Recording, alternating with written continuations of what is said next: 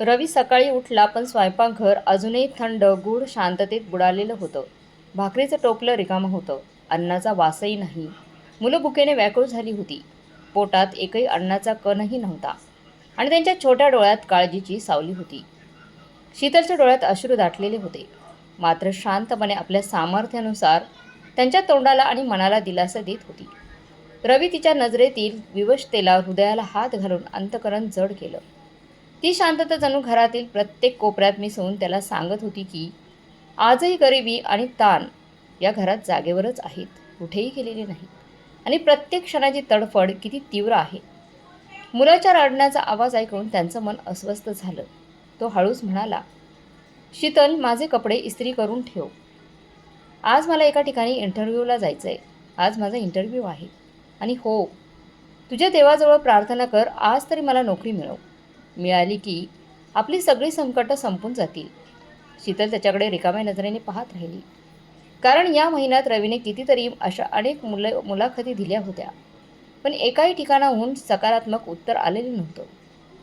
त्याच्याकडे पदव्या होत्या, डिप्लोमा होता, शिक्षण होतं आणि प्रत्येक परीक्षेत तो अव्वल येत होता. तरी आज त्या पदव्यांचं ओझं त्यांच्यावरच ओझं झालं होतं. कारण जगात सगळं काही पैशांच्या जोरावर चालत होतं. लाच, स्वार्थ, ओळखीचं राज्य, कर्तबगार माणसाला इथे किंमत नव्हती. तरी रवीनं नशीब आजमायचं होतं. आजमायचं त्यांनी ठरवलं होतं. मुलांच्या रडण्याकडे पाहत त्यानं स्वतःला सावरलं आणि मजबुरीने घराबाहेर पडला. तो विसरला होता त्याचे कपडे फाटके होते, बूट जुने होते आणि चेहऱ्यावर थकव्याचं सावट होतं. ऑफिसमध्ये पोहोचल्यावर त्याला मोठी रांग दिसली.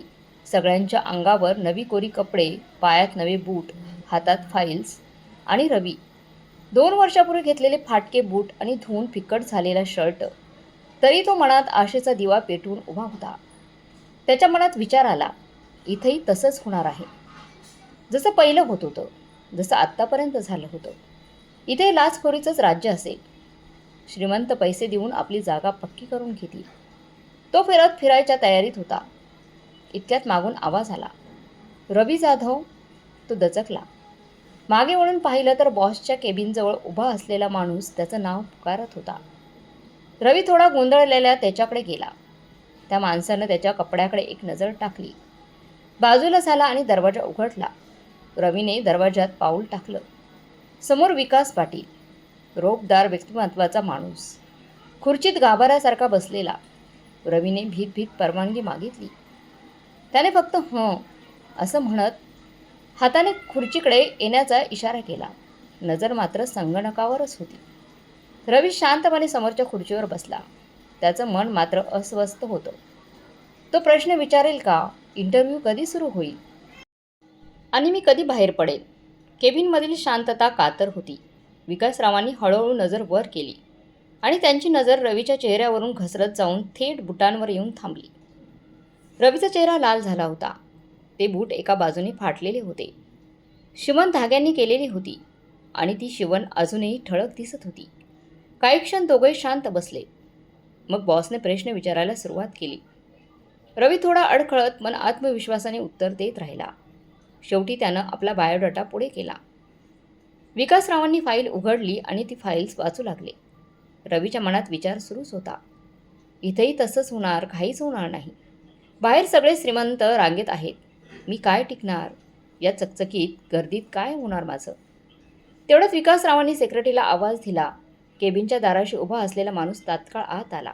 येस सर, असं म्हणत तो सावध उभा राहिला. बॉसनं गंभीर पण ठाम आवाजात म्हटलं, या मुलाचं अपॉइंटमेंट लेटर तयार करा. हा उद्यापासून कामावर रुजू होईल. ते शब्द ऐकून रवी थक्क झाला.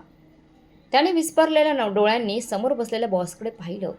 कुठलीही चौकशी न करता, कसली मुलाखत न घेता बॉसने त्याचे सगळे कागद आपल्या जवळ घेतले आणि थेट नोकरी त्याला देऊन टाकली होती. याआधी जिथे जिथे तो गेला होता तिथे त्याला त्याच्या सगळ्या पात्रता, त्याचे पहिल्या क्रमांकाचे गुण आणि त्याच्या परिश्रमाचं सोनं हे सगळं भ्रष्टाचाराच्या धुळीत गाडलं गेलं होतं. सगळेजण पैसे घेऊन श्रीमंताच्या मुलांना नोकऱ्या देत होते आणि रवीसारखे गरीब कष्टाळू लोक या निर्दयी चक्रात वर्षानुवर्ष झिजत राहत होते. आजही त्याच्या मनात तोच विचार खळत होता. पण जसंच बॉसने सांगितलं की त्याचं अपॉइंटमेंट लेटर तयार झालं आहे आणि तो उद्यापासून रुजू होणार आहे. तसंच त्याचं हृदय थरारून आलं. त्याला विश्वासच बसत नव्हता की हे खरोखर घडतंय. बॉसने त्याचे सगळे दस्तऐवज परत दिले आणि हसत म्हणाला, उद्यापासून कामाला लागा. या पदासाठी तूच निवडला गेला आहेस. हे ऐकताच रवीचा आनंद गगनास मावेनाच झाला. त्याला काही सुचेना. रडावं की हसायचं. त्या क्षणी तो इतका भारावला होता की त्याच्या तोंडून शब्दच फुटेना. फक्त मनात एकच प्रश्न फिरत राहिला. मी? माझ्यासारखा माणूस का बरं मला? थोडा वेळ तो तसाच स्तब्ध बसला आणि नंतर शांतपणे उठून घरी परतला. घरी पोहोचताच त्याने शीतलला ही आनंद वार्ता सांगितली. शीतलच्या चेहऱ्यावर आनंदाची प्रभा पसरली. डोळ्यातून अश्रू वाहू लागली. मुलं आनंदाने उड्या मारू लागली. घरभर हशा पसरला. रवीच्या मनात एक गोड अविश्वास निर्माण झाला. आता आपल्या घराचं दारिद्र्य संपणार. पण त्या आनंदाच्या लाटेतही त्याच्या मनात एक शंकेचं सावट होतं. माझे फाटके कपडे, जुने बूट पाहूनही बॉसने मला नोकरीवर का घेतलं असेल? हा प्रश्न त्याच्या मनात काट्यासारखा टोचत राहिला. दुसऱ्या दिवशी सकाळ होताच रवी पटकन उठला. स्वतःला त्याने तयार केलं आणि ऑफिसमध्ये पोहोचला. ऑफिसमध्ये मॅनेजरने त्याला सगळी कामं समजावून सांगितली. संगणकाचं काम ज्ञान असल्याने रवीला काम समजायला, जे काही काम आहे ते समजायला अवघड केलं नाही. तो उत्साहाने कामात गुंतला. अजून थोडाच वेळ झाला होता. इतक्यात बॉस ऑफिसमध्ये आले. सगळे कर्मचारी उभे राहिले. रवी झटकन उभा राहिला. त्याच्या पायात आजही तेच जुने बूट होते. तेच जे काल बॉस समोर घालून तो गेला होता. त्याला लाज वाटली आणि त्याने नकळत पाय मागे घेतले. बॉसने त्याच्याकडे नेहमी त्याच वेळेस नक्की पाहिलं. काही क्षण शांत राहून ते म्हणाले, रवी माझ्या केबिनमध्ये ये. रवीचा घसा कोरडा पडला होता. तो थोडा संकोचतच त्यांच्या मागे चालत केबिनमध्ये शिरला. काय बोलावं, कसं बोलावं हे त्याला कळेना. बस. बॉसने खुर्चीकडे इशारा केला. रवी बसला, पण मनात गोंधळ माजला होता. कारण बॉस इतक्या आपुलकीने बोलत होते जणू वर्षानुवर्ष त्याला ओळखत असावेत. त्यांची वागणूक इतकी मोकळी होती की रवी दचकलाच. तो फक्त हो एवढंच उत्तर देत राहिला. तेव्हा बॉसने विचारलं, तुला काही त्रास आहे का? रवी काही क्षण गप्प बसला. त्याच्या डोळ्यात गोड पण दुःख मिश्र अश्रू चमकले. त्याने दीर्घ श्वास घेतला आणि हळू आवाजात म्हणाला, सर, मी खरोखरच गरीब माणूस आहे. माझे कपडे फाटके कपडे, जुने बूट पाहूनच माझी गरिबी ओळखता येते. घरी खायला काही नव्हतं. मुलं उपाशी होती. मी अनेक कंपन्यांच्या दारात गेलो, पण कोणीही मला नोकरी दिली नाही. माझं शिक्षण, माझ्या पदव्या सगळं उच्च दर्जाचं आहे. माझ्या वडिलांनी रिक्षा चालवून घाम गाळून मला शिकवलं. माझं आयुष्य उजळावं म्हणून स्वतःचं आयुष्य त्यांनी झिजवलं. पण त्या शिक्षणानं मला साथ दिली नाही. डिग्री हातात असूनही मी बेरोजगार आहे सर. हे जग आता ज्ञानानं नाही तर पैशाने चालतं. आणि मी त्या नाकारल्या गेलेल्या स्वप्नांसोबत हळूहळू हरवत चाललो होतो. पण सर, आपण पहिले माणूस आहात ज्यांनी ना मुलाखत घेतली ना काही प्रश्न विचारले. माझे फाटलेले कपडे, फाटलेले बूट पाहूनही मला नोकरी दिली. शेवटी काय कारण आहे? त्या दिवशी आपल्या ऑफिसमध्ये अनेक लोक आले होते. सगळेच पार्श्वभूमीने समृद्ध, शिक्षित, प्रतिष्ठित, बहुतेक तर श्रीमंतही होते. मग सर, आपण मला का निवडलं हे मला अजूनही समजत नाही. हे बोलताना रवीच्या मनात एक विचित्र गोंधळ उसळला होता. हृदय जोराजोरात धडधडत होतं. डोळ्यात आश्चर्य आणि थोडीशी भीती चमकत होती. कुठं असं बोलल्यामुळे बॉस नाराज तर होणार नाहीत ना? मला नोकरी मिळाली आहे, बरं त्याच्यावर काही प्रॉब्लेम तर येणार नाही ना? हा विचार त्याच्या मनात सतत घुमत होता. शब्द थरथरत बाहेर येत होते. पण त्या थरथराटातही एक कृतज्ञतेची आणि आदराची ज्वाला दडपली जात नव्हती. पण रवीचं बोलणं ऐकून त्याचा बॉस हसू लागला. हे पाहून रवी अधिकच चकित झाला. बॉस माझं बोलणं ऐकून हसत आहेत? रवी अजून विचारांच्या भोवऱ्यात अडकलेला असतानाच बॉसने हसतच बोलायला सुरुवात केली. आणि जे त्यांनी पुढे सांगितलं ते ऐकून रवीच्या पायाखालची जमीनच सरकली होती. रवीचे वडील एक रिक्षा चालक होते. साधं, शांत पण मेहनती आयुष्य जगणारे ते व्यक्ती होते. दिवसभर रिक्षा चालवून त्यांनी आपल्या कुटुंबाचा उदरनिर्वाह केला होता. त्यांचे आई वडील दोघे अतिशय साधे, प्रामाणिक आणि कष्टाळू होते. त्यांच्या सरळ साध्या जीवनशैलीतूनच रवीलाही साधेपणाचं आणि समाधानाचे धडे लहानपणापासून मिळाले होते. त्यांच्या छोट्याशा आयुष्यात ना फारशा इच्छा होत्या ना मोठे खर्च होते. त्यामुळे त्यांचं आयुष्य निवांत आणि शांत चाललेलं होतं. पण जसं रवी मोठा झाला तसं त्याच्या शिक्षणाचा खर्च वाढत गेला. त्याच्या शिक्षणासाठी पैसा लागत गेला. आणि मग पुढे वडिलांच्या कपाळावर मुलांच्या भवितव्याची चिंता कायम दिसू लागली. तेव्हा आईने नवऱ्याला हातभार लावायचं ठरवलं. ती अशी स्त्री होती जी पतीला प्रत्येक परिस्थितीत खंबीरपणे साथ देत असायची. म्हणूनच तिने घरातच शिवणकाम आणि भरतकाम सुरू केलं आणि अशा रीतीने थोडंफार करून घर खर्च चालू लागला. पण जेव्हा रवीला वडील रिक्षा चालवताना दिसायचे तेव्हा तो अस्वस्थ होत असे. तो विचारायचा, बाबा तुमच्याकडे इतक्या पदव्या आहेत, इतकं शिक्षण आहे, मग तुम्ही नोकरी का करत नाही? तुम्हाला तर सहज नोकरी मिळेल ना. त्यावर वडील नेहमी शांतपणे हलकं हसत उत्तर द्यायचे, बाळा जेव्हा संकट डोक्यावर येतं ना तेव्हाच माणसाला आयुष्याचं खरं तत्त्व कळतं. तू म्हणतोस ना मला सहज नोकरी मिळेल, एकदा त्या कंपन्यांच्या दारात जाऊन धूळ खात बघ, तेव्हा कळेल की या हातातल्या पदव्या काय कामाच्या आहेत. म्हणूनच मी म्हणतो नोकरीपेक्षा स्वतःचा धंदा बरा. कधी सवारी मिळत नाही, कधी मजुरी थांबते, तरी मी निराश होत नाही. पण जेव्हा मी फाईल हातात घेऊन नोकरीच्या शोधात कंपनीच्या दारात उभा राहतो आणि तिथूनच नको आहे असं म्हणून परत पाठवलं जातं, तेव्हा माझं अस्तित्वच मला क्षुल्लक वाटतं. त्या क्षणी या पदव्या व्यर्थ वाटतात आणि त्या शब्दांचा धुत्कार कानात घणासारखा वाजत राहतो. पण अजून तुला हे कळणार नाही हे बाळा. बाळा जेव्हा तू माझ्या जागी येशील ना तेव्हा माझं म्हणणं समजेल तुला. पण रवीला वडिलांचं म्हणणं कधी पटत नसायचं. त्याला वाटायचं वडील चुकत आहेत, ते आमच्यासाठी काहीच करत नाहीत. त्यांच्या मनात राग दाटत असे. इतक्या पदव्या असून ते रिक्षा का चालवतात? जर त्यांनी एखादी चांगली कंपनीत नोकरी केली असती, चांगल्या टक्क्याने जॉब केला असता तर आपलं आयुष्य कितीतरी चांगलं झालं असतं. घराची अवस्था दिवसेंदिवस बिकट होत चालली होती आणि रवीला वाटायचे की वडिलांना त्याची काहीच पर्वा नाही, ते फक्त रिक्षाच चालवतात. असंच एक दिवस नकळत वडील कुठून तरी घाईघाईने घरी आले. दारातून आत शिरताच त्यांनी आईकडे पाहून तातडीच्या स्वरात आईला म्हटलं, तुझ्याकडे जे काही पैसे साठवलेले आहेत ना ते सगळे मला आत्ताच्या आता ते पैसे दे हा. हे ऐकून रवी थक्क झाला. हे काय बोलत आहेस तू? बाबा तो गोंधळून आईकडे पाहू लागला. आई घाबरली आणि घाईघाईने विचारू लागली, काय झालंय? पैसे कशाला हवे आहेत? सगळं व्यवस्थित आहे ना? तेव्हा वडिलांचे शब्द अगदी थोडक्यात होते, पण त्यांच्या प्रत्येक शब्दात तातडी आणि काळजी ओसांडून वाहत होती. त्यांनी फक्त एवढंच म्हटलं, अगं काही नाही, काही ठीक नाही आहे, खूप मोठी गरज आहे, फारच इमर्जन्सी आहे.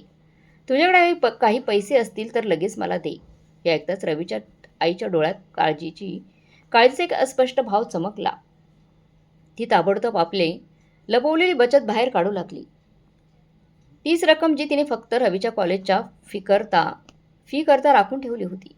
पण वडिलांनी काही विचार न करता ते पैसे उचलले आणि घाईघाईने घराबाहेर निघून गेले. रवीने त्यांना थांबवण्याचा प्रयत्न केला, बाबा थांबा, हे पैसे. पण त्यांच्या पावलांचा वेग क्षणभरही कमी झाला नाही. चेहऱ्यावर निश्चलता होती, पण नजरेत एक विलक्षण निर्धार झळकत होता. रवी स्तब्ध उभा राहिला, हृदय धडधडत होतं, डोळे पाणावले होते. पण तो काहीच करू शकत नव्हता. ते त्याचं ऐकून घेण्याच्या मूडमध्ये नव्हते त्याचे वडील. ते पैसे घेऊन वडील गेले आणि पुढचे 2-3 दिवस त्यांनी घरचं दारसुद्धा ठोठावलं नाही. दरम्यान रवीची आई शिवणकाम भरतकाम करून कसंबसं संसार चालवत राहिली. वडिलांचा मोबाईल बंद येत होता. काही दिवसांनी जेव्हा ते परत आले तेव्हा त्यांच्या चेहऱ्यावर थकवा होता आणि त्यांच्या हातात रिक्षा नव्हती. हे पाहून रवी आणि त्याची आई थक्क झाली होती. आई संतापून म्हणाली, अहो अशी कोणती वेळ आली होती की रिक्षा विकावी लागली? रिक्षा कुठे गेली? अखेर असं काय झालं होतं? पण वडील शांतच राहिले, काही उत्तर त्यांनी दिलं नाही. रवीच्या मनात संताप उसळला होता. त्याला वाटलं, वडिलांना माझ्याबद्दल काहीच काळजी नाही. जर काळजी असती तर त्यांनी रिक्षा तरी ठेवली असती, ती विकली नसती. त्या दिवसानंतर तो त्याच्याशी मनोमन नाराज राहू लागला. काळ असाच पुढे सरकत राहिला. रवीने स्वतः मेहनत मजुरी करून काही पैसे साठवले आणि अखेर आपल्या विद्यापीठाच्या शेवटच्या सेमिस्टरची फी भरली. पण काही दिवसांनी एक दुःखद बातमी आली. वडील कुठून तरी परत येताना एका अपघातात गंभीर जखमी झाले आणि त्यातच त्यांचा मृत्यू झाला. ही बातमी ऐकून घरात हाहाकार माजला. आईवर तर दुःखाचा असा आघात झाला की ती नवऱ्याच्या जाण्याचा धक्का सहन करू शकली नाही आणि वडिलांच्या मृत्यूनंतर 6 महिन्यानंतर तिनंही या जगाचा निरोप घेतला. तरीसुद्धा जाण्यापूर्वी तिने एक गोष्ट पूर्ण केली. तिने रवीचं लग्न आपल्या मैत्रिणीची मुलगी शीतल हिच्याशी लावून दिलं होतं. शीतल प्रत्येक सुखदुःखात रवीच्या सोबत उभी राहिली. तिच्या मायेने रवीला नेहमी असं वाटायचं जणू ती त्याच्या आईचीच सावली आहे. असे दिवस सरत गेले. बघता बघता रवीला 2 मुलं झाली. पण नशिबाने अजूनही त्याला कायमची नोकरी मिळालीच नव्हती. घरात खायला काहीच उरत नव्हतं. रवी गोंधळलेला ऐस असहाय्य उभा होता. मुलं भुकेने रडत होती. शीतल अस्वस्थ उभी होती. आणि रवी एकामागून एक इंटरव्ह्यू देऊन थकून गेला होता. प्रत्येक ठिकाणी लाचखोरीचं राज्य होतं. तेव्हा त्याला वडिलांचे शब्द आठवले, या डिग्र्या माणूस मिळवतो तरी देखील त्यांना काहीच महत्त्व नसतं. स्वतःचा व्यवसाय करणं हाच खरी शांतीचा मार्ग आहे. पण हे शब्द आठवता त्याच्या मनात राग उसळायचा. बाबांनी रिक्षा का विकली? ती ठेवली असती तर आज पोट तरी भरलं असतं. वडिलांची आठवण त्याला नेहमी छळायची. पण आता त्यांच्या मृत्यूला 8 वर्ष उलटून गेली होती. आणि अखेर आता त्याला एका चांगल्या नोकरीची आशा दिसू लागली होती. तरी मनात भीती होती. इतक्या श्रीमंत लोकांमध्ये मी कुठे? पण नियतीने यावेळी त्याचं नशीब पालटलं. त्या कंपनीच्या बॉसने त्याला मुलाखत न घेता थेट नोकरी दिली. रवीने अच्छेने विचारलं, सर पण का? आपण तर मुलाखत घेतली ना? ना मुलाखत घेतली ना काही विचारलं. बॉस हलके हसल्याने म्हणाले, तुझे फाटलेले बूट पाहून मला वाईट वाटलं होतं. पण तेव्हाच मला समजलं की तू या नोकरीस योग्य आहेस आणि पात्र आहेस. तुझ्या कौशल्यामुळेच मी तुला ही संधी दिली. जेव्हा मी तुझे डॉक्युमेंट्स पाहिले तेव्हा माझं लक्षात आलं तुझ्या शैक्षणिक पात्रतेकडे नाही गेलं तर तुझ्या नावाकडे आणि त्या फोटोकॉपीकडे, त्या माणसाच्या नावाकडे जो माझा मदतगार होता. तुला माहीत आहे का, 8 वर्षापूर्वी मी मृत्यूशी झुंज देत होतो. त्यावेळी ह्याच माणसाने, तुझ्या वडिलांनी मला वाचवलं होतं. त्यांनी मला आपल्या रिक्षेत बसवलं आणि थेट हॉस्पिटलमध्ये नेलं. माझा अपघात एवढा भयंकर झाला होता की मला धडक देणारे लोक तिथून पळून गेले. पण तुझ्या वडिलांनी धैर्याने त्या ठिकाणी येऊन माझा जीव वाचवला. मी अनेक दिवस कोमामध्ये होतो आणि त्या काळात माझ्या सर्व उपचारांचा खर्च तुझ्या वडिलांनीच केला. इतकंच नव्हे तर त्यांनी माझ्या उपचारांसाठी स्वतःची रिक्षा देखील विकली. जेव्हा मी शुद्धीवर आलो तेव्हा डॉक्टरांनी मला हे सगळं सांगितलं. मी त्यांना भेटलो आणि नम्रपणे विचारले, या बदल्यात मी काय करू? ते हसले आणि म्हणाले, काहीच नको, फक्त माझ्या मुलाला एक नोकरी दे. मी त्यांना शब्द दिला, तुमच्या मुलाला मला भेटायला सांगा. ते ठीक आहे असं म्हणत निघून गेले. पण काही दिवसांनी त्यांचा भीषण अपघात झाला आणि त्या घटनेत ते कायमचे निघून गेले. 1 वर्षानंतर मी जेव्हा पूर्णपणे बरा झालो तेव्हा त्यांना शोधण्यासाठी मी खूप प्रयत्न केले. पण ते मला कुठेच सापडले नाहीत. 5 वर्ष मी त्यांच्या मुलाचा शोध घेतला पण काहीच निष्पन्न झालं नाही. शेवटी मी ठरवलं, नोकरीसाठी एक जाहिरात देऊया. काय माहीत त्यांच्या मुलाचा अर्ज येईल. आणि तेव्हापासून मी प्रत्येक मुलाखत स्वतः घेत राहिलोय. पण मला कधीच तुझ्या वडिलांचा फोटो किंवा नाव दिसलं नाही. 2 दिवसांपूर्वी जेव्हा तू तुझे कागद दिलेस तेव्हाच मी तुला ओळखलं. मी माझ्या मदतगाराला कधी विसरू शकत नाही. म्हणून त्यांच्या इच्छेप्रमाणे मी तुला ही नोकरी पक्की करून दिली आहे. तुझं शिक्षण आणि स्वभाव पाहून मला खात्री पटली की तू माझ्या विश्वासाचा पूर्ण हक्कदार आहेस. खरं तर तुझ्यासाठी सगळं काम तुझे वडील आधीच करून गेले आहेत. हे ऐकून रवीच्या डोळ्यात अश्रू आटले. आजवर तो आपल्या वडिलांना नेहमी चुकीचं समजत होता. पण प्रत्यक्षात त्यांनी त्याच्यासाठी इतकं मोठं कार्य करून ठेवलं होतं.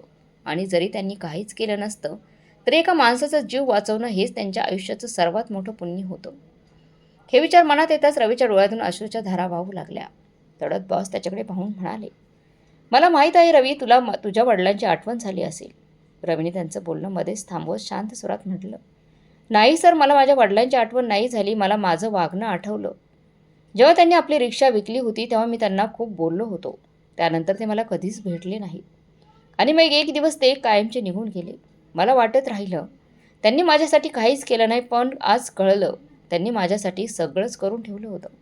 आणि जरी त्यांनी काहीच केलं नसतं तरी एखाद्याचा जीव वाचवणं हेच त्यांच्या आयुष्याचं खरं यश होतं, सोनं होतं. रवीचं बोलणं ऐकून बॉसने त्याच्या खांद्यावर हात ठेवला आणि प्रेमाने म्हणाले, हे बघ रवी, तू रडलास तर तुझ्या वडिलांना आत्म्याला वेदना होतील. तुला सत्य माहीत नव्हतं म्हणून तू असा विचार केलास. पण आता तुला सत्य समजलं आहे. म्हणून स्वतःला तुझ्या वडिलांसारखंच बनव. आजपासून तुला ज्या ज्या गोष्टींची गरज भासेल त्या सगळ्या मी पूर्ण करेन. तुझ्या घरासाठी लागणाऱ्या राशनची यादी मला दे. मी माझ्या नोकरामार्फत ती तुझ्या घरी पाठवून देईल. आणि हो, आजपासून पुन्हा कधी आपल्या वडिलांविषयी वाईट विचार मनात आणू नकोस. रवी शांतपणे उठला आणि केबिनमध्ये गेला आणि खुर्चीवर बसला. त्याचे डोळे भरून आले होते. तो देवाकडे हात जोडून म्हणाला, देवा, माझ्या चुका माफ कर. मी माझ्या वडिलांना नेहमीच चुकीचं समजत आलो. पण ते तर या जगातील सर्वोत्कृष्ट वडील होते. त्यांनी एका माणसाचा जीव वाचवला आणि आपल्या शेवटच्या श्वासापर्यंत माझं भविष्य सुरक्षित करून ठेवलं. त्याच्या डोळ्यातून अश्रू झरत होते. पण त्या अश्रूंमध्ये वेदना नव्हती, होती फक्त कृतज्ञतेची ओघ. तो थरथरल्या ओठांनी म्हणाला, देवा, माझ्या आयुष्याचा अर्थ आज मला कळाला. मी ज्यांना दुर्लक्षित केलं, त्यांच्याशी कठोर शब्द बोललो, तेच माझ्या भवितव्याचे शिल्पकार निघाले. मी माझ्या वडिलांना नेहमी दुर्बळ समजत राहिलो, पण ते तर आयुष्याचे खरे वीर होते, ज्यांनी स्वतःची रिक्षा विकून दुसऱ्याचा जीव वाचवला आणि आपली शेवटची इच्छा माझ्या सुखाशी बांधली. तो थोडा वेळ शांत राहिला, डोळे मिटले आणि त्याच्या मनात वडिलांचा चेहरा उमटला. ते ओळखीचे हसू, ते थकलेले पण समाधानाने भरलेले डोळे, जणू कोणीतरी कुजबुजल्यासारखं वाटलं. बाळा, मी गेलो नाही, मी तुझ्यातच आहे. त्या क्षणी रवीला उमगलं. वडील म्हणजे शरीर नसतात, ते भावना असतात. ते रक्तात मिसळलेले संस्कार असतात. आणि त्यांचे चांगले कर्म म्हणजे आपल्या आयुष्याची सतत साथ देणारी सावली असते. त्याने ओठावर हलकं हसू आणलं आणि मनात म्हणाला, बाबा, मी आज तुमचं स्वप्न पूर्ण करेन. जसं तुम्ही एका जीवाला वाचवलं, तसं मीही आता कुणाचं आयुष्य उजळवीन. तुमचं पुण्य मी पुढे नेईन. त्या क्षणी खोलीत एक विलक्षण शांतता पसरली. खिडकीतून येणारा मंद वाऱ्यासोबत जणू कोणीतरी त्यांच्या केसांवरून हात फिरवल्यासारखं त्याला वाटलं. जणू वडिलांचीच ती स्पर्श मऊ कृपा होती. रवीच्या चेहऱ्यावर एक संतोषाचं हास्य उमटलं. त्याने डोळे वर केले, देवाकडे पाहिले आणि मनात एकच विचार उमटला. आई वडील म्हणजेच देव. ते दिसेनासे झाले तरी त्यांच्या आशीर्वादाची सावली आपल्यासोबत कायमच असते. त्यांच्या सत्कर्माचा प्रकाश आपलं आयुष्य उजळत राहतो आणि त्या प्रकाशात आपण आपला खरा देव शोधतो. तर मग मित्रमैत्रिणींनो, तुम्हाला आजची ही कथा कशी वाटली कमेंट बॉक्समध्ये नक्की कळवा.